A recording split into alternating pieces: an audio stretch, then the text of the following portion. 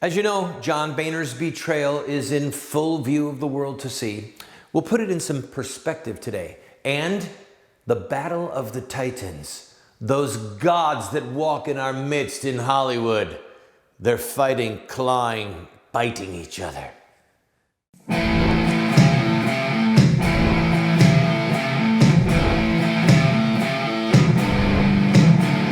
Those who forsake the law praise the wicked. Those who uphold the law resist them. Welcome to the Voice of Resistance. Here's your host, Randall Terry. I want to talk to you about John Boehner, but before I do, I want to ask you for your help. You are seeing me standing in our studio that is in progress. And we have been working on this project for about 5 months. When we moved here to Memphis to save our son's life, his health and his survival in his battle against cancer was front and center. Okay, we were going to do everything that we needed to do to see that he survived. He has a year of chemotherapy behind him, and he has a year in front of him. But so far, so good.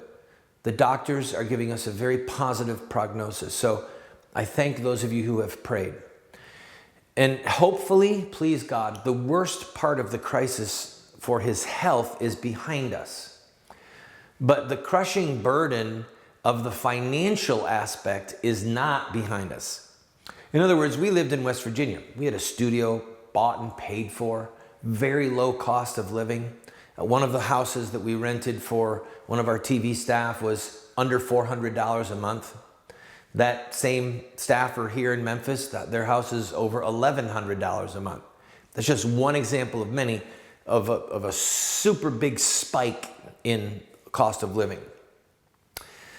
Building this studio, we've had a lot of really low priced labor. We've had a lot of volunteer labor, but it's still very expensive to build a sound studio.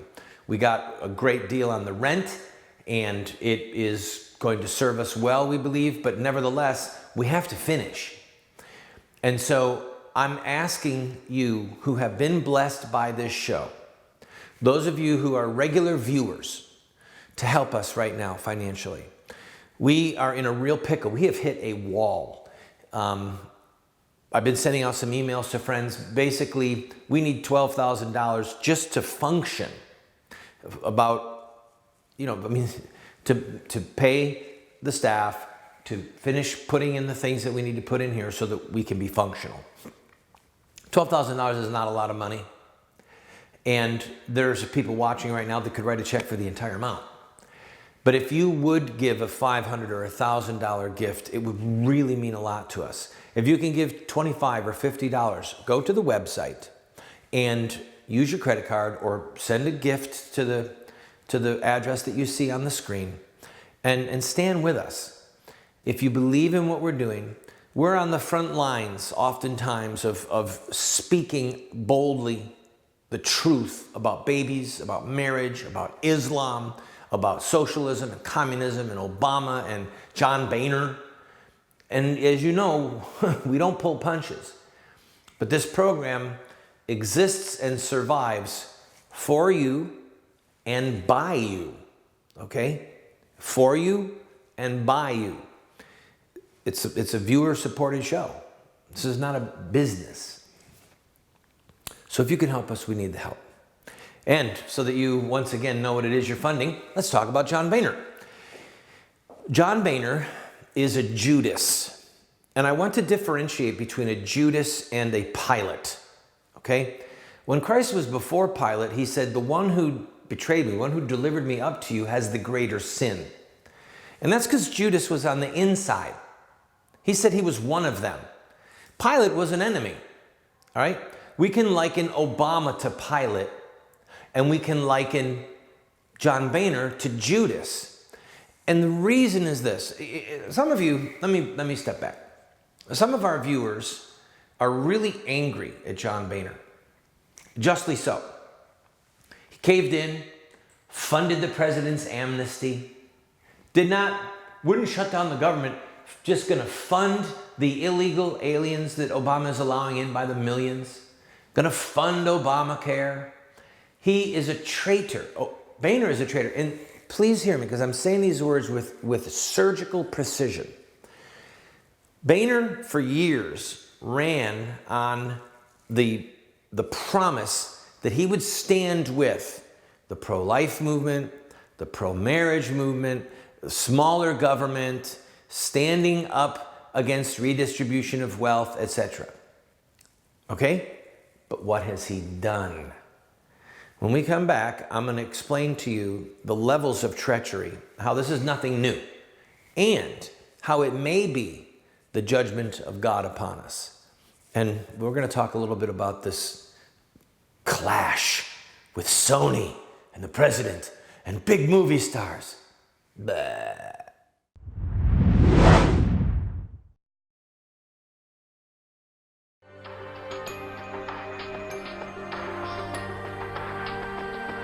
You have two choices. I mean, you can try to raise your children by design, or you will raise them by default. There are no perfect parents. We're going to get it wrong sometimes. If we have a plan, we've got a better chance of getting it right in the long run. There is something deep within the heart of every human being that longs for parental acceptance and approval. When does a boy become a man? Get a group of guys around and ask them that question. I don't think there's a certain age. Some men stay boys their whole life. I would say, 16, 18 years old. Wow, that's a good question. When they get bar mitzvah. Well, I think when he has a child. So I just became at 56, 56 years old. Without the power of the Holy Spirit changing us and giving us power over our sin, we can't hope to be the dads that our kids need us to be.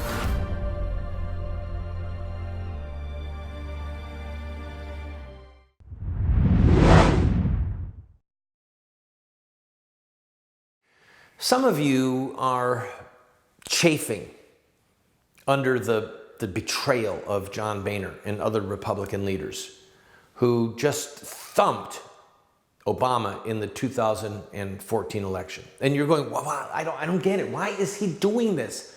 Why won't he stand up to Obama? Why is he betraying us? And what I want you to see is that Boehner's betrayal and other Republicans like Mitch McConnell and other leaders of the Republican Party, their betrayal is a pattern. It's a well-trodden path. If you remember, when the Republicans took control of the House in 2010, there was a lot of news coverage that John Boehner and the Republicans were going to defund Planned Parenthood. You remember that? Planned Parenthood is a criminal syndicate. Okay, it is literally involved in the criminal activity of helping pedophiles, helping pimps who have underage girls in sex slavery. Planned Parenthood is one of the most demonic and wicked organizations on the planet, accumulating over 200,000 dead babies a year in their facilities that they butcher. They are cursed, okay? But Obama said, no, we want to fund him. And Boehner, boom, just caved in like a house of cards. He ran like a scared schoolgirl at the playground, okay? That's John Boehner. And when the 2014 elections came around, remember, this is a Republican Party that says marriage is between a man and a woman, right? Boehner went out of his way to take money that well-meaning Americans like you and I have sent to the Republican Party, to various big umbrella groups that fund congressional campaigns to get around the election laws that only allow a certain amount of money to be given to a campaign. He went out of his way and gave at least $14,000 to three Republican candidates who were diehard supporters of child killing and of same-gender matrimony, okay? So-called. In other words, he betrayed God, betrayed the babies, betrayed marriage, took hard-earned money from other people that they entrusted to him to spend wisely, and gave it to people who are in open rebellion to God. Two of those candidates are in so-called same-gender matrimony, two men. This is disgusting, but this is the pattern. And this is why I call him a Judas. And so now when we see him cave in on illegal immigrants and ram through this massive, huge omnibus bill that almost was defeated by some, God love them, some true God-fearing Republicans, was almost stopped. But Boehner just rammed it through. And people are just angry and they're bitter and they're saying, why, how come, and they're new to this, all right? You're new to this sense of betrayal. It's part of the pattern. Don't you get it? It's part of the pattern. He's not one of us. He's a Judas.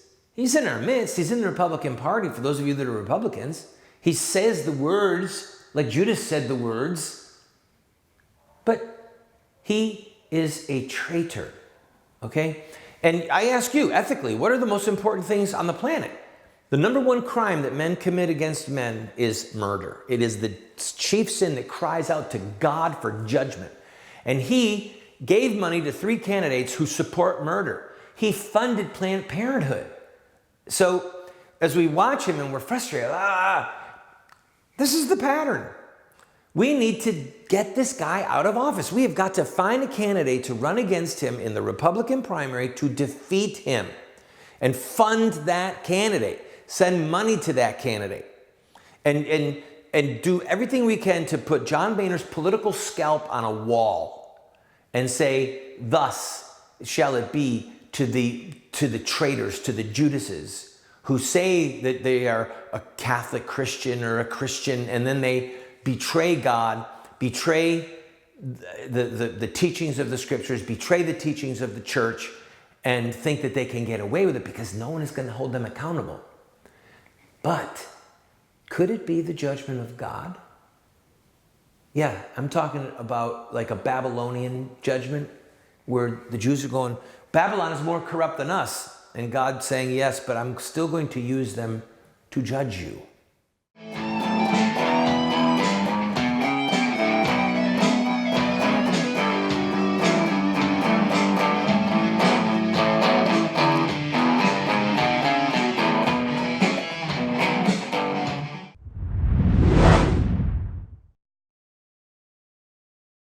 Do you want to get America out of the hands of wicked and unjust men and women who are destroying the republic before our eyes, and put leadership back into the hands of righteous men and women so that we don't die as a nation? Well, you're talking about social revolution, and there are rules in social revolution. We can look at the victorious social revolutions of the past, such as the end of slavery, the end of child labor, women's voting rights, the end of segregation, and so much more, and learn from their victories. Look at their actions, their images, their rhetoric, their sacrifices, and their final fruit. We will send you this series that originally cost $129, 7 books for students, 1 teacher's guide, if you'll give a gift of any size and just pay for shipping and handling. Take advantage of it today.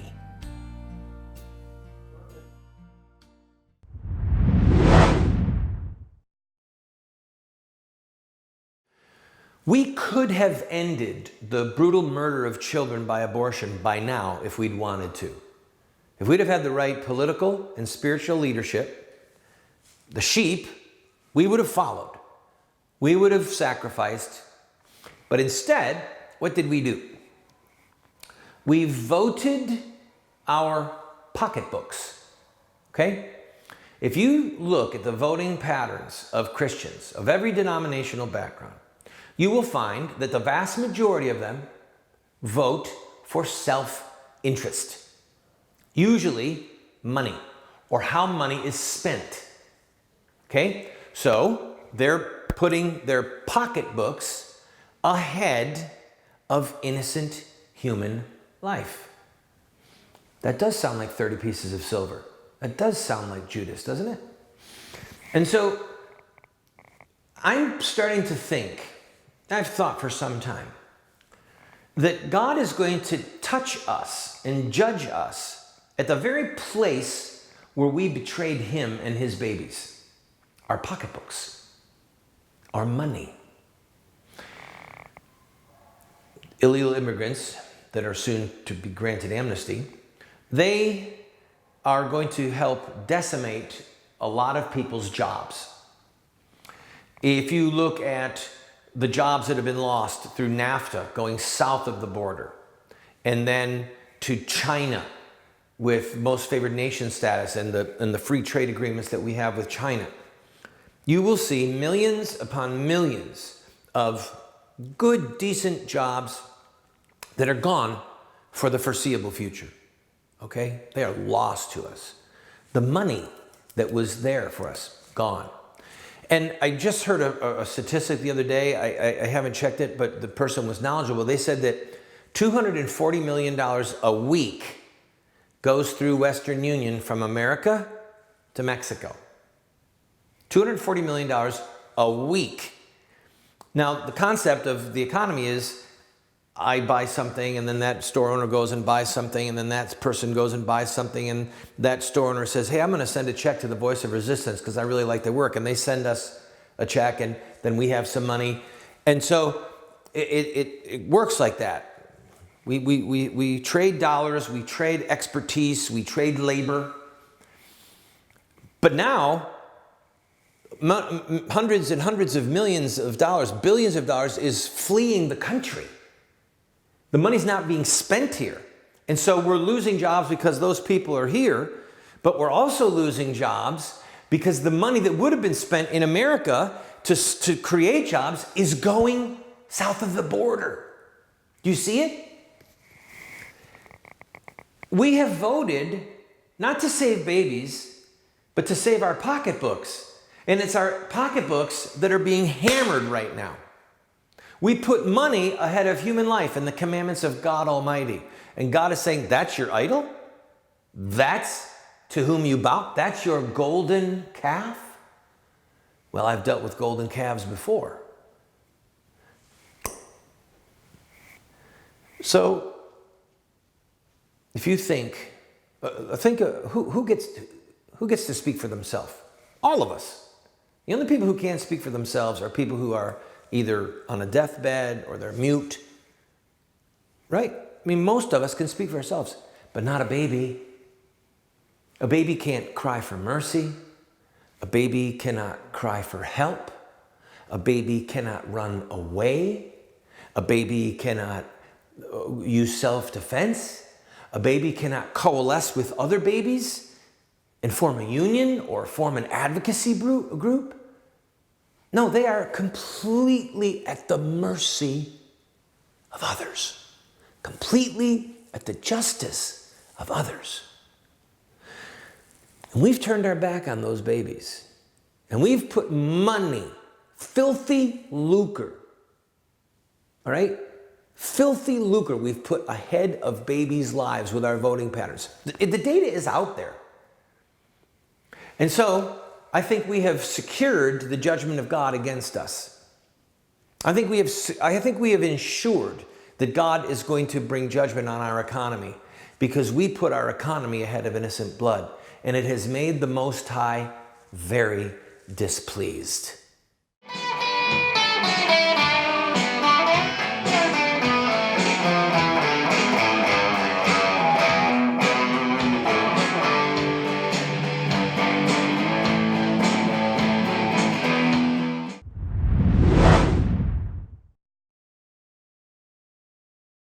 I have been a leader in the pro-life movement for 30 years, and sadly we have not prevailed in our goal to make it a criminal act to kill an unborn baby.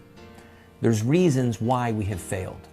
I wrote this book, A Humble Plea, to Catholic bishops, to evangelical clergy, and to lay people, explaining where we went wrong and what we have to do to prevail.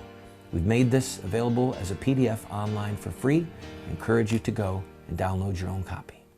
We have put together what we call an online university for you. Now that's a highfalutin way of saying that we have a pretty significant library of material, books, tapes, videos that are there for you for free. Why are we doing this? Because America is desperate for new leaders, and because this material could help you to become the leader that you and God want you to be. Check it out and enjoy it.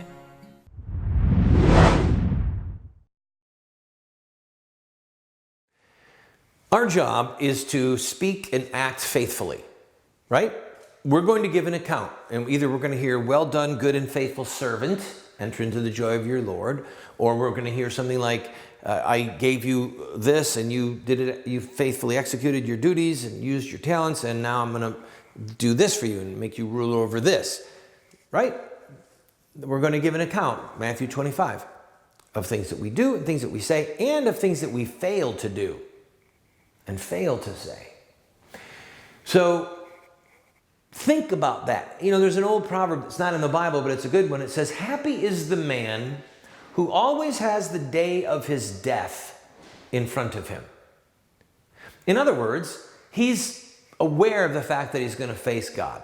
So that's our job, whether it's speaking up for the babies, speaking against Boehners, speaking up for marriage, speaking out against Islam and for Christians who are being oppressed.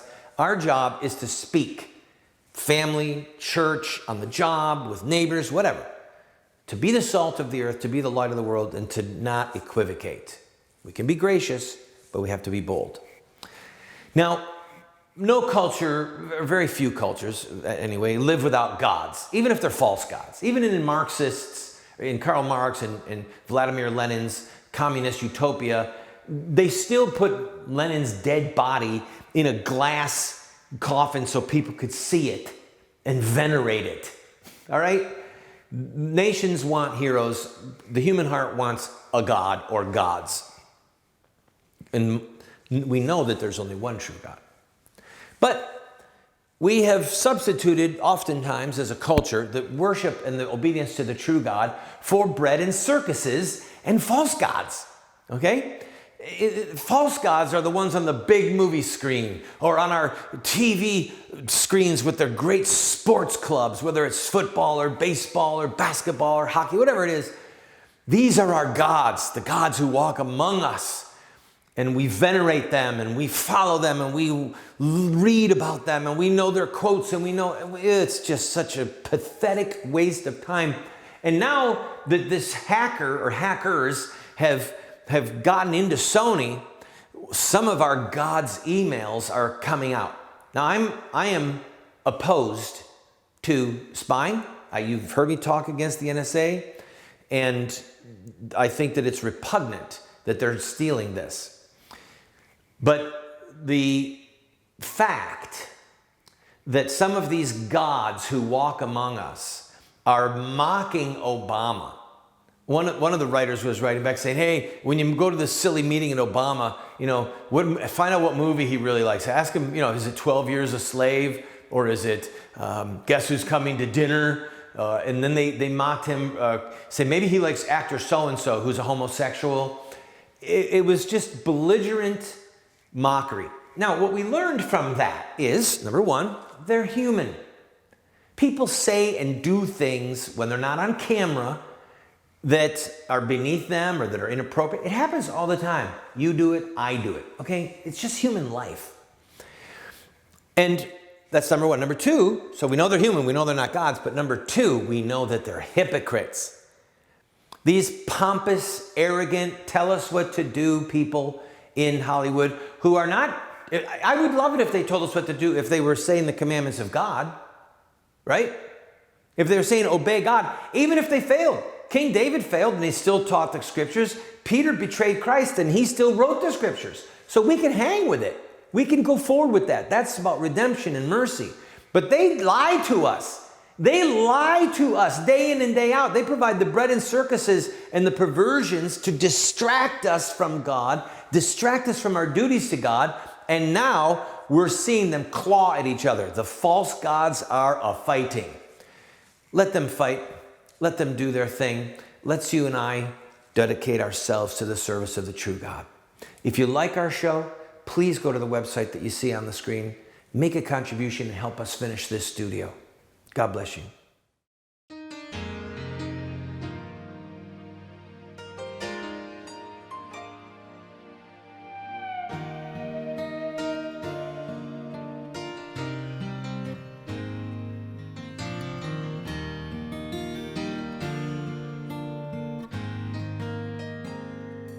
you.